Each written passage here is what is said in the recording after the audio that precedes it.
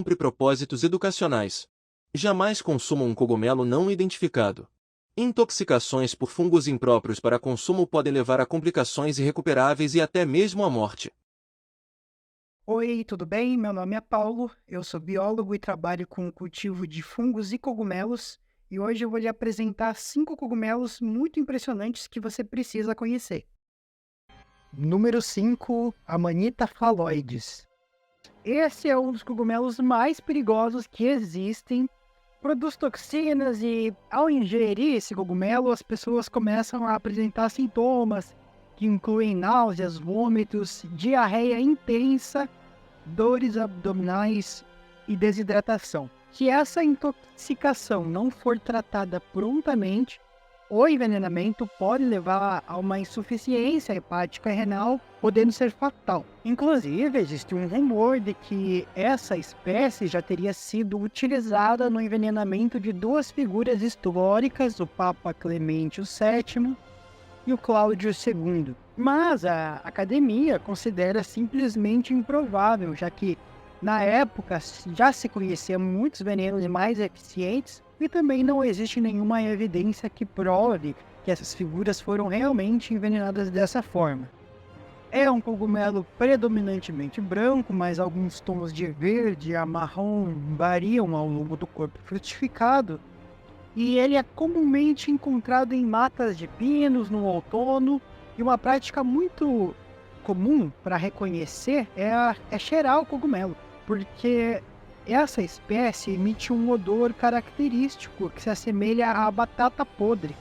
Falando um pouco das estatísticas, entre 50 e 100 pessoas morrem devido à ingestão do Amanita phalloides todo ano na Europa. A mortalidade entre aqueles que ingerem o cogumelo é entre 30 e 40%, e a maior parte das pessoas que morrem dessa forma tem entre 50 e 60 anos.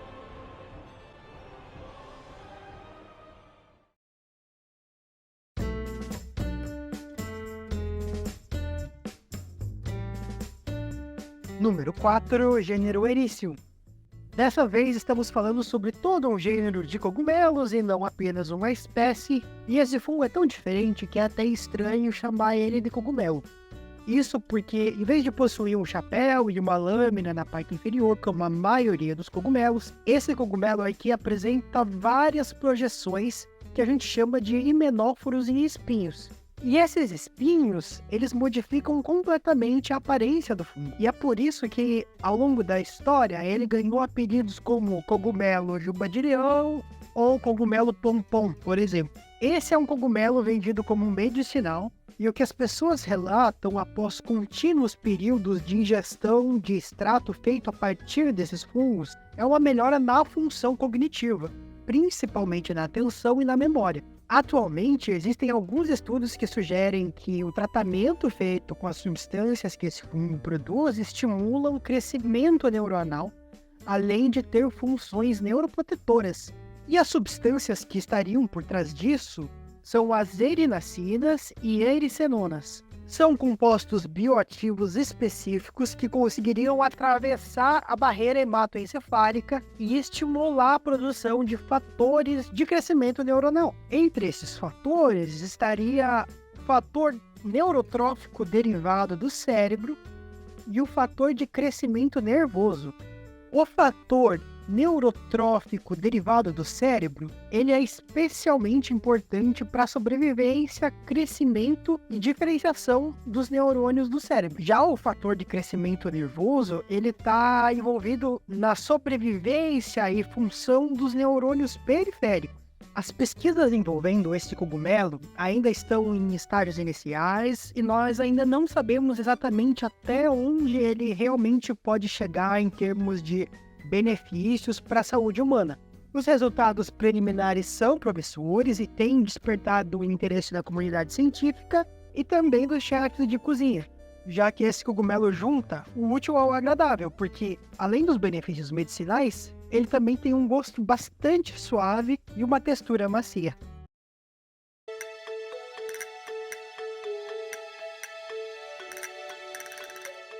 Número 3, Lentinula edodes. Estamos falando nada mais, nada menos do que o famoso shiitake. Ele é cultivado principalmente na Ásia, especialmente no Japão. É um cogumelo marrom, de chapéu convexo, com escamas brancas. É xilófilo e frutifica durante a primavera. O que chama muito a atenção são as propriedades que ele entrega, como beta-glucanos, lentinanos, que tem a capacidade de estimular o sistema imunológico, melhorando uma resposta a eventuais infecções e doenças.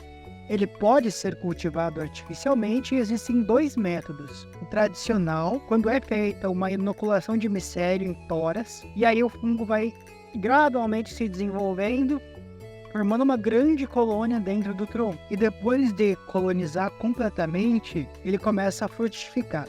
O problema é que esse processo leva de 1 a 2 anos. Varia de acordo com a temperatura do ambiente. No Brasil, a pessoa mais renomada e reconhecida pelo cultivo desse cogumelo é certamente o Carlos Abe, da Fazenda Guira.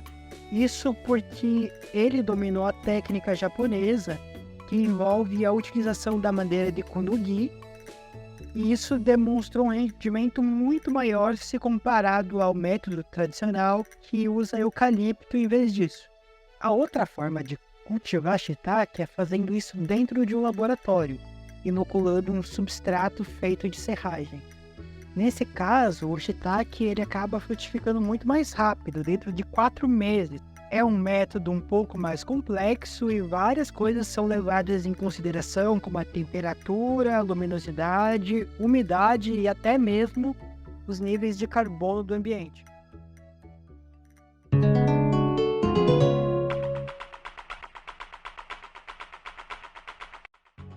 Gênero Psilocybe. O número 2 dessa lista é muito famoso e vem sendo assunto de manchetes e documentários.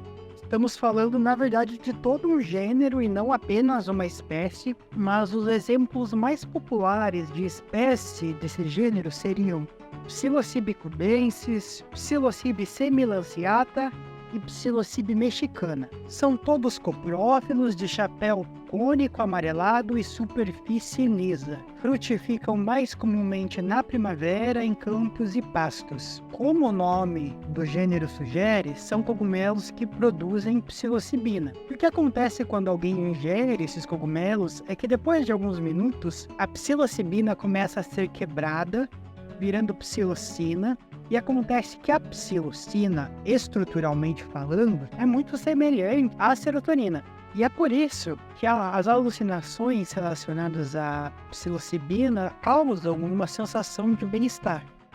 O motivo do alarde em volta desses fungos é justamente um interesse farmacológico, pois muitos estudos mostram um potencial terapêutico. Em relação ao alcoolismo e abandono do tabagismo, por exemplo, há algumas pesquisas emergentes que sugerem que a terapia assistida usando a psilocibina vinda desses cogumelos pode ter benefícios potenciais no tratamento da dependência química. Estudos ainda preliminares mostraram resultados promissores no uso da psilocibina como um complemento à terapia tradicional para a dependência do álcool e tabaco.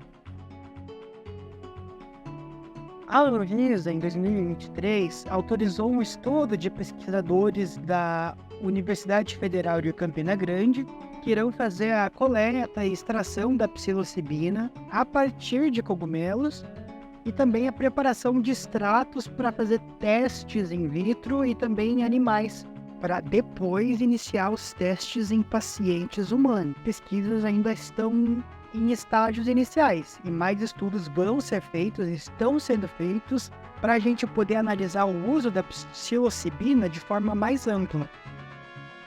Alguns estudiosos extrapolam um pouco quando assuntos são psicodélicos. Um exemplo seria o Terence McKenna, que esboçou a hipótese do macaco chapado, e de acordo com ele, os hominídeos que faziam a ingestão dessas substâncias no passado acabavam se beneficiando, tendo um profundo impacto na sua capacidade cognitiva, e isso tudo pode ter desempenhado um papel no desenvolvimento da linguagem e da consciência.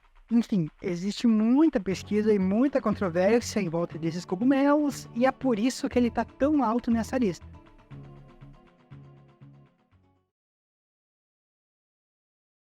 Rufem os tambores, porque o número 1 dessa lista não poderia ser outro. Estamos falando do gênero Pleurotus, que inclui o famoso shimeji. O gênero é tão diversificado que ao citar exemplos a tela vai ficar bem colorida. Acompanhem comigo. Pleurotus ostreatus, Pleurotus eus, Pleurotus de amor, Pleurotus citrinopiliatus, Pleurotus pulmonaris. São todos xilófilos, de píleo afunilado e bordas irregulares, e o que mais surpreende a respeito do Pleurotus é a diversidade de substrato em que ele consegue se desenvolver. Ele não cresce apenas em madeira morta, mas também em cascas, bode de café e até mesmo papel e papelão. E é isso que permite que ele seja utilizado para reaproveitar resíduos. Eu mesmo adoro cultivar Pleurotus, porque a velocidade em que ele se desenvolve é incrível. Aqui eu tenho uma colônia que foi feita 100% a partir de resíduos. Nesse caso, eu tinha reutilizado café e papelão. Cultivar os cogumelos dessa forma me permite sempre ter um punhado de shimeji recém-colhido e bem fresquinho para utilizar nas receitas.